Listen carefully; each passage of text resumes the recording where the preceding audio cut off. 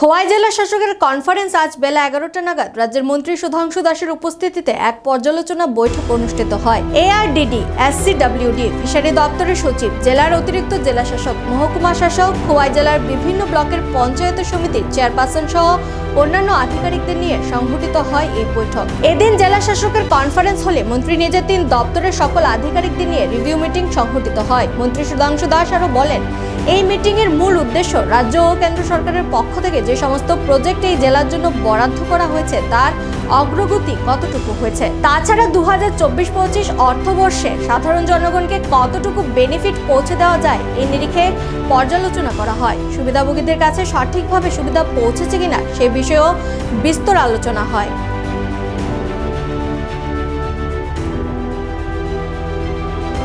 আমাদের খোয়াই জেলার fishery department, ARDD এবং এসসি ওয়েলফেয়ার ডিপার্টমেন্টের রিভিউ মিটিং হচ্ছে।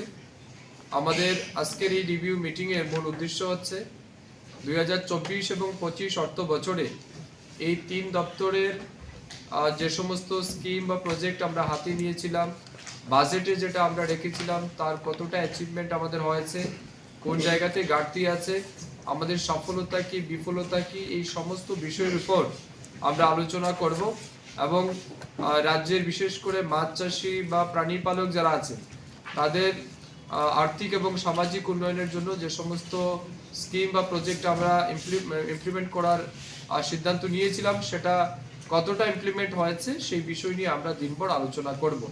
এর পাশাপাশি এসসি ওয়েলফেয়ার ডিপার্টমেন্টের মাধ্যমে বিশেষ করে এসসি কমিউনিটির জন্য যে সমস্ত সুযোগ সুবিধা রয়েছে সেগুলি কতটা মানুষের কাছে পৌঁছাচ্ছেন, ছাত্রছাত্রীরা কতটা উপকৃত হচ্ছেন, এই সমস্ত বিষয় নিয়েও আমাদের আলোচনা হবে। ধরে নিতে পারেন এটা আমাদের একটা রুটিন ওয়ার্ক। যদিও খোয়াই জেলায় আজকের এই রিভিউ মিটিং আমাদের অনেকটাই ডিলে হয়েছে, কারণ মধ্যে লোকসভা ইলেকশন ছিল, পঞ্চায়েত ইলেকশন ছিল, তারপর ফ্লাড, এই সমস্ত কিছুর কারণে আমাদের রিভিউ মিটিংটা যে টাইমের মধ্যে হওয়ার কথা তার থেকে কিছুটা বিলম্বে আমরা করছি। তবুও আমাদের এটা সারা রাজ্যব্যাপী আমরা করছি, তার অঙ্গ হিসাবে আজকে আমরা খোয়াই জেলাতে অংশগ্রহণ করছি। আজকের এই মিটিংয়ে আমাদের সাথে উপস্থিত আছেন এই জেলার এমএলএস যারা রয়েছেন, জেলা পরিষদের সভাধিপতি, সহকারী সভাধিপতি, পঞ্চায়েত সমিতির চেয়ারম্যান, আমাদের 3 দপ্তরের সচিব, অধিকর্তা, ডেপুটি ডাইরেক্টর লেভেল, সবার পরামর্শ আমরা নেব। বিশেষ করে জনপ্রতিনিধিদের কাছ থেকেও আমরা জানতে চাইব এই জেলায় আমাদের দপ্তর কেমন কাজ করছে, তাদের কোন জায়গাতে অসুবিধা হচ্ছে, তাদের কোনো রকমের পরামর্শ আছে কিনা, এই সমস্ত বিষয়ের উপর আলোচনা করে আমরা একটা ফ্রুটফুল ডিসকাশনে যাব এবং আগামী দিন এই 3 দপ্তরকে কাজে লাগিয়ে এই জেলার যারা নাগরিক আছেন তাদেরকে সর্বোচ্চ সুবিধা কিভাবে দেওয়া যায় সেই নিরিখে আমরা সিদ্ধান্ত গ্রহণ করব।